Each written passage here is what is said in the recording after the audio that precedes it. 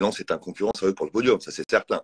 Je me demande même pas si Lens sur la durée sera peut-être même plus structuré que Marseille. Il faut voir, vous savez, Marseille c'est le tube de l'été qui dure en fait.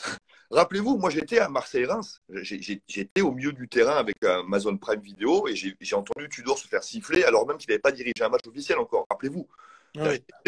Donc quand même le chemin parcouru par Tudor et ses joueurs depuis le mois d'août jusqu'à aujourd'hui, honnêtement, c'est remarquable quand même. Honnêtement, et encore sans être partisan, rien, c'est vraiment costaud.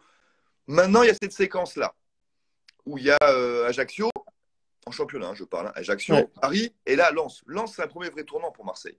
Parce que si tu perds contre Lens, tu vas être repris par Lens et peut-être largué par Paris. Donc c'est important. Mais en tout cas, je trouve Lens super structuré. C'est une équipe qui a de la réussite en plus, qui a un très bon gardien, qui a bien recruté, qui a gardé ses cadres. Ouais, Lens c'est évidemment un concurrent direct pour Marseille.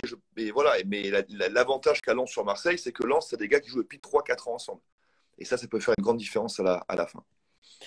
Plus globalement, est-ce que vous êtes surpris par le début de saison de l'OM, d'abord en championnat? Ah oui. Ah oui, complètement. Ben, quand tu changes de coach très tôt, quand tu changes 10 joueurs, quand tu joues quasiment plus en Dimitri Payet, quasiment plus, hein, faut être honnête, hein, qui était quasiment ton meilleur joueur l'année dernière. Quand tu changes tes défenseurs, finalement en cadre qui te reste, Rongier, Guendouzi, tu vois, c'est peu quand même. Alors effectivement, c'est deux joueurs très importants, mais à part ça, tu as quasiment. Ah oui, et Paul Lopez. Donc tu as changé quasiment 6 joueurs, 7 joueurs. Donc oui, je suis évidemment surpris, agréablement surpris. Voilà, jusqu'à la défaite d'Ajaccio, c'était tout bon, quoi. Voilà, maintenant, effectivement, ben, c'est les premiers écueils. Donc, je suis très intéressé de voir ce qui va se passer là, parce que tu as 2 défaites consécutives en championnat, tu as une qualif à jouer en Champions League.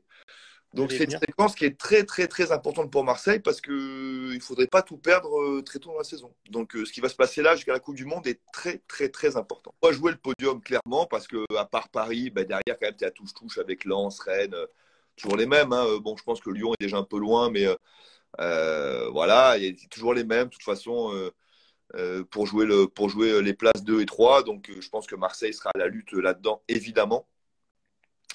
Et puis en Champions League, se qualifier, parce que si tu ne qualifies pas là, ce sera vraiment une grosse déception. Pas un gros échec, mais une grosse déception, parce que tu as quasiment fait le plus dur. Il fallait battre 2 fois le Sporting, tu l'as fait. Maintenant, je pense qu'une victoire sur les 2 derniers matchs devrait suffire pour finir au minimum deuxième. Donc, voilà. Mais tu te rends compte, jouer une finale pour les poules contre Tottenham au Vélodrome, ça serait juste génial. Donc, voilà, non. C'est ce match à Francfort qui m'inquiète. Ils sont tellement pourris à jouer, Francfort, que c'était tellement un match pourri à l'aller que voilà, c'est Tottenham sur un gros match, je suis pas inquiet au Vélodrome.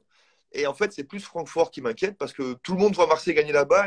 Et moi, il m'inquiète ce match parce qu'ils sont vraiment dégueulasses à jouer, Francfort. Donc voilà. Mais voilà, l'objectif, c'est podium, championnat et qualif pour les 8e en Champions League, évidemment.